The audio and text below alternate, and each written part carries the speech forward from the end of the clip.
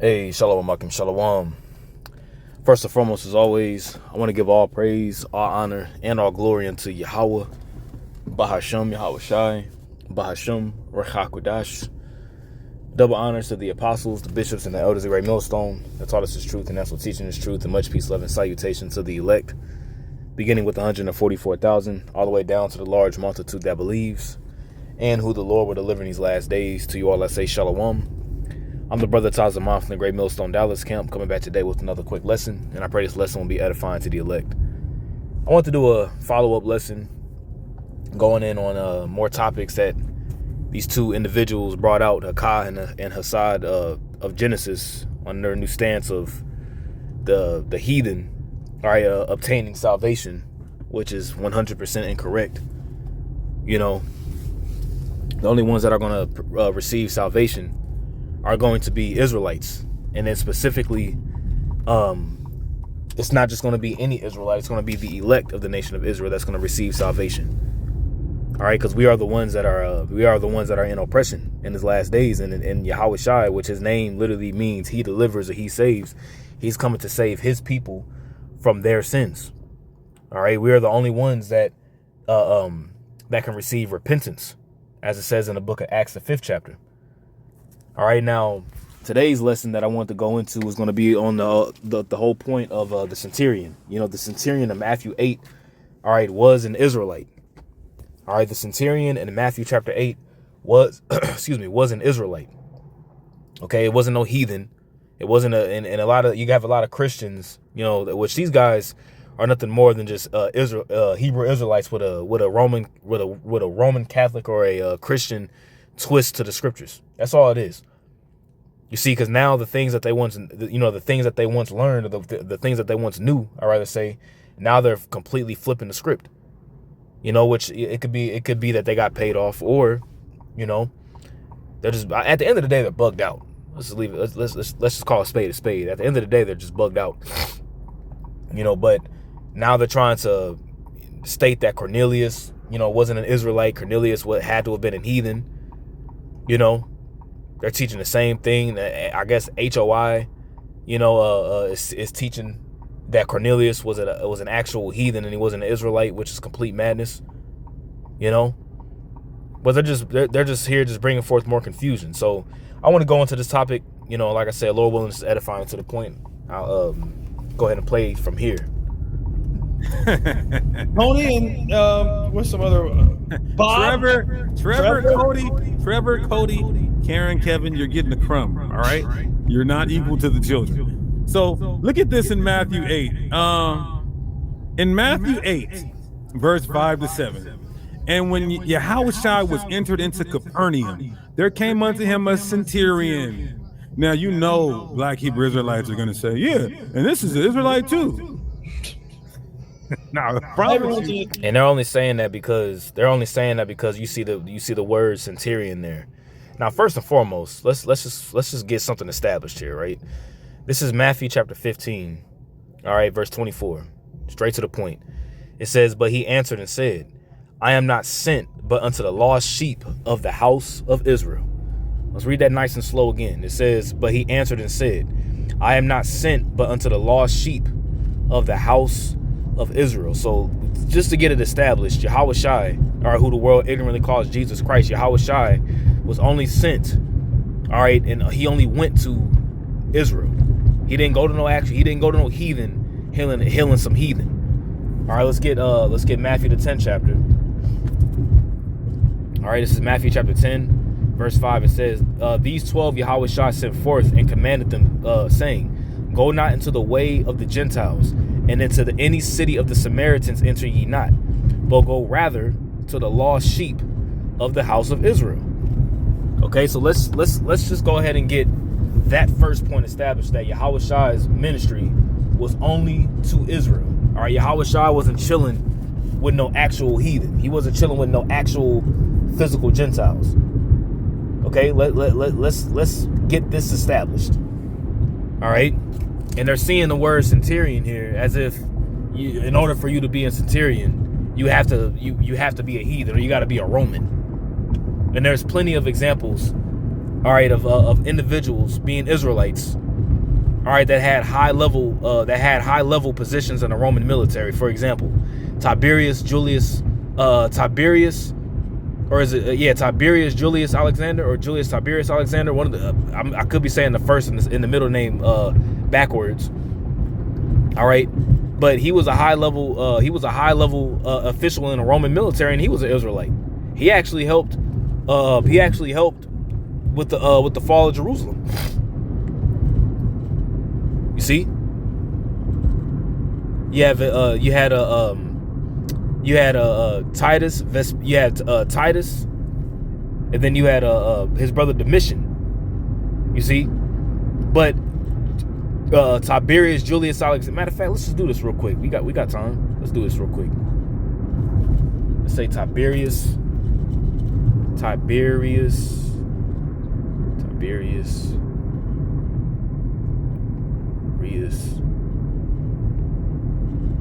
Julius Alexander.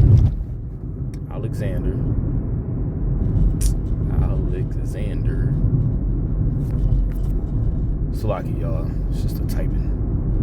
Tiberius Julius Alexander. Why is it doing that, man? Satan.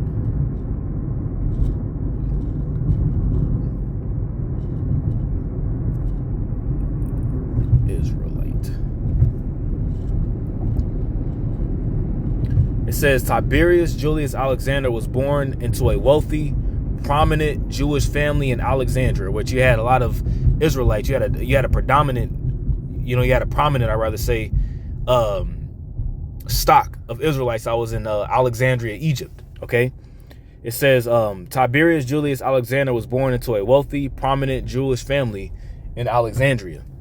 All right. It says in Alexandria, Egypt. It says, but ultimately served the Roman Empire as a governor and general, effectively breaking with his Jewish heritage. Okay, so he grew up. He's an Israelite, all right, but he grew up underneath what? Underneath the Roman customs. Just as you had Titus. All right, his father grew up in the Gentile way of life, but his mother and as well as his grandmother knew that they were Israelites. Okay, it says he was the nephew of the philosopher Philo of Alexandria and rose to high ranks in the Roman military and administration, including as prefect, all right, of Egypt and procurator of Judea. Mind you, this is an Israelite, all right, which was in a high military position in Rome. Okay, it says during the first Jewish-Roman War, he served as Titus's second in command in the siege of Jerusalem. You see that? A role that made him one of the most powerful Jews of his time, but also a controversial figure. You see? So just because somebody could see Centurion, they could immediately think, oh, he had to have been a Roman. He had to have been an Edomite. No. Okay, you had large swaths of Israelites, all right, that joined the Roman military, just as you have Israelites, all right, that joined the American military today. Cornelius, he says that he was a centurion of the Italian band. Does that mean that he was an Italian and he had to be a so-called white man? No. Okay, but let's go back. Let's go back and listen. I'm gonna rewind it 10 seconds. And you can also read the works of Josephus, and it tells you about Jake joining the Roman ranks of the military. Children. So look at this in Matthew 8. In Matthew 8, verse 5-7. And when Yahushua was entered into Capernaum, there came unto him a centurion. Now you know black Hebrew Israelites are going to say, yeah, and this is an Israelite too. Now the problem everyone's an Israelite. You got niggas that said Abraham Lincoln is a black man. Yeah. You know Abraham Lincoln is black, right? But that was a black. No, it was a black Hebrew Israelite. It was a black Hebrew Israelite that said. And mind you, listen how they're using the term black Hebrew Israelite. It was a black Hebrew Israelite. You're gonna have many black Hebrew Israelites that are gonna say this. That's why we think that these guys sold out at the end of the day. You know, But anyways, Alexander the Great was black. That's right. We're done here. Listen, bro. and he's talking about those bug outs that used to call themselves damn, what was their names, man? They out of Dallas too. They they used to be called One Body in Yahweh Shai. And then they came and switched their whole doctrine that the heathen can make it and things of that nature. Then everybody, Alexander the Greek, well, he was he was really a black man, and the chariots of Israel aren't real. The miracles of Yahweh Shai were all symbolic. He didn't really do no physical miracles. Bugged out group. And then they eventually changed their name to One Body Dallas, and now you don't even know what the hell's going on with them. We believe they took a bag. Anyways, we're no longer a part of that. We are bloodline Israelites from the 12 tribes, but we're not a part of that. Right. Listen, this ain't that, and that ain't this. Verse 6, and saying, Lord, my servant lieth at home sick of the palsy, grievously tormented. And Jesus said unto him, I will come and heal him. Huh? Why are you doing that, Lord? That's our enemy. You guys would have told Christ, hold on, wait a minute. Don't you know who that is? mind you, they never broke down the fact of how this centurion had to be a heathen. They just said, oh, well, black Hebrew Israelite just say, oh, he's an Israelite, huh? But they never proved their standpoint of how this centurion had to be a heathen. But let's let these guys continue. That's our enemy. Yeah.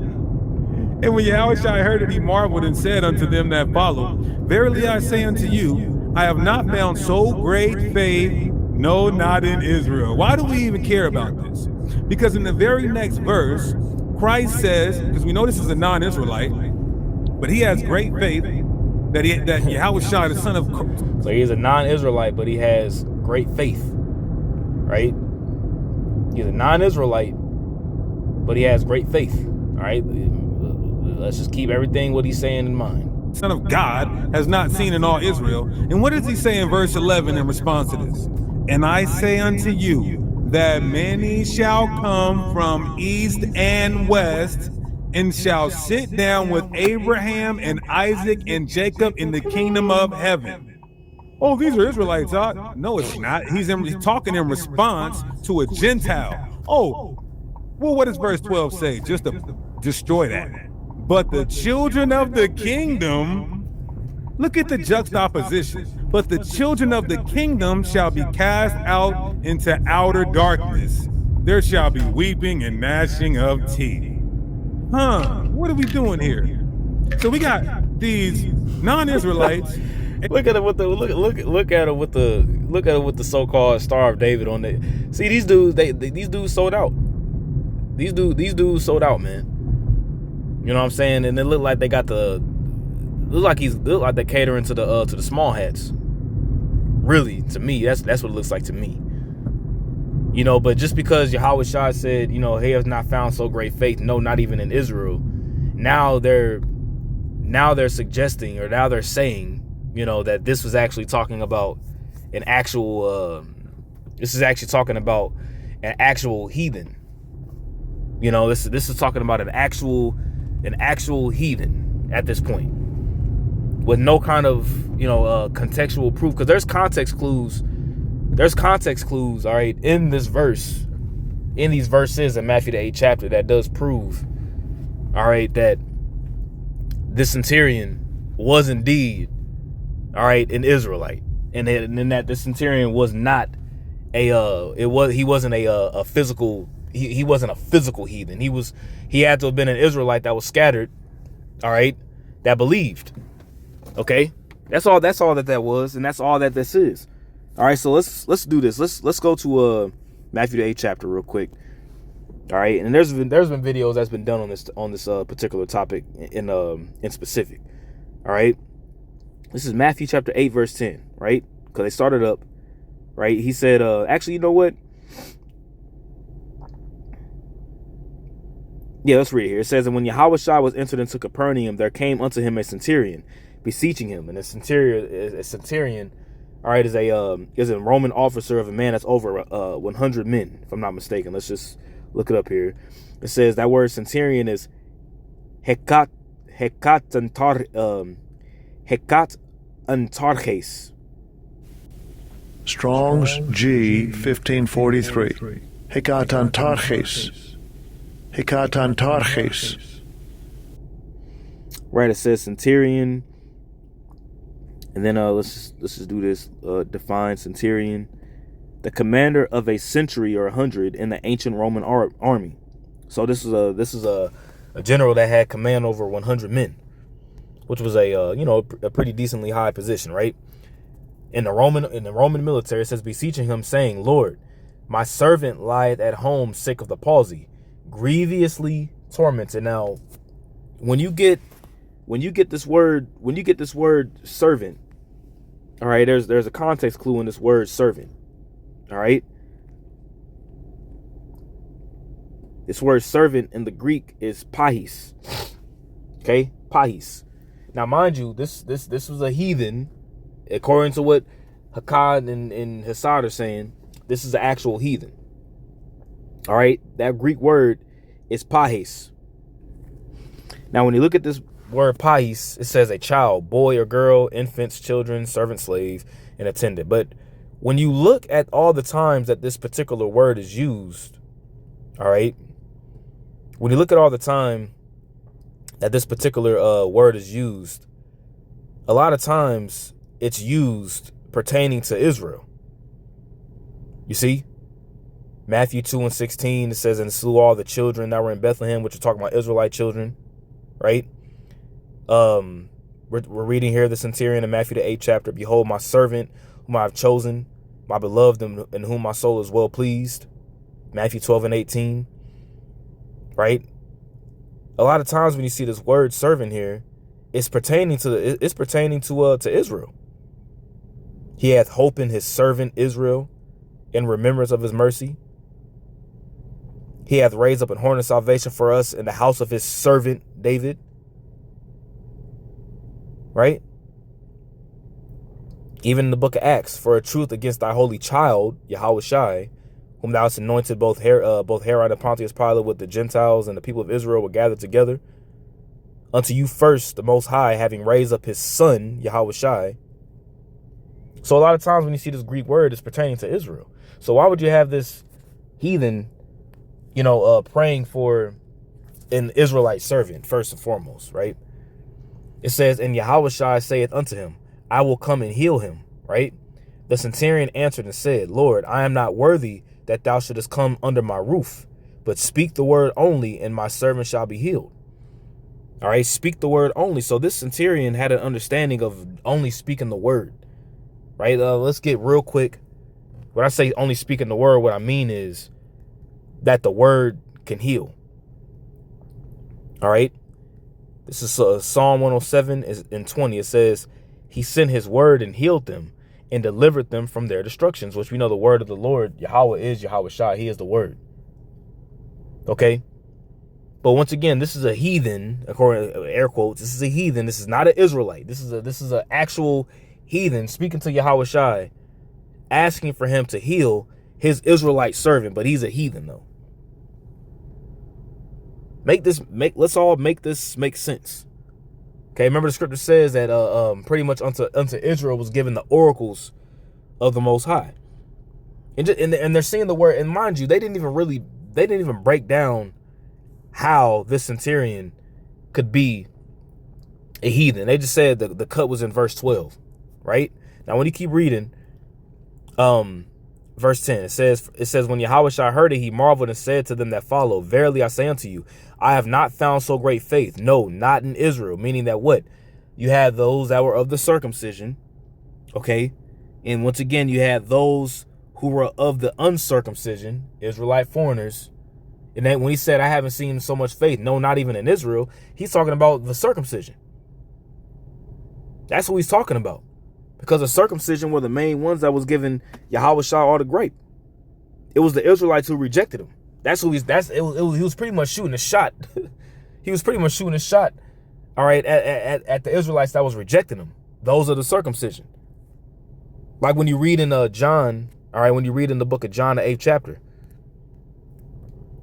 John 8:39, it says, they answered and said unto him, Abraham is our father. Yahweh Shai saith unto them, if you were Abraham's children, you would do the works of Abraham. Which what were the works of Abraham? Ultimately, his faith was accounted to him for righteousness, right? It says, but now ye seek to kill me, a man that have told you the truth, which I have heard of the Most High. This did not Abraham. You see, ye do the deeds of your father. Then said they to him, we be not born of fornication. We have one father, even the Most High, right? Yahweh Shai said unto them, if the Most High were your father, ye would love me. For I proceeded forth and came from the Most High, with him being the word. Neither came I of myself, but he sent me. Why do ye not understand my speech? Mind you, who is he? He's talking to Israelites here. Even because ye cannot hear my word. Ye of your father the devil. He's talking to wicked Israelites here. And the lust of your father ye will do. He was a murderer from the beginning, and abode not in the truth, because because there is no truth in him. When he speaketh a lie, he speaketh of his own, for he is a liar and the father of it. And because I tell you the truth, ye believe me not. Which of you convinceth me of sin? And if I say the truth, why do ye not believe me? He that is of the Most High heareth the Most High's words. Are the heathen of the Most High? No. The only ones that are of Yahweh Ba'Shem Shai are Israel. That's in Exodus 4:22. Israel is the Most High's son. You see? It says, ye therefore hear them not, because ye are not of the Most High. And he's talking about being born from above. You see, because were they of the physical stock, and are they of the physical stock of Abraham? The answer is yes, but they didn't believe on Yahweh Shai and they rejected him. That's why I said, oh, I have not found so great faith. No, not even in Israel. That's why Yahweh Shai said that. Okay? Because these were the same ones that were rejected him, but you had those, all right, pretty much you had those like the publicans and the sinners, for lack of better words, like you read in Matthew the 9th chapter, that were down with Yahweh Shai. Pretty much those that were rejected. You know, those that were being rejected from the wicked scribes and Pharisees. That's what that means. Verse 12, it says, but the children of the kingdom shall be cast out into outer darkness. Who are the children of the kingdom?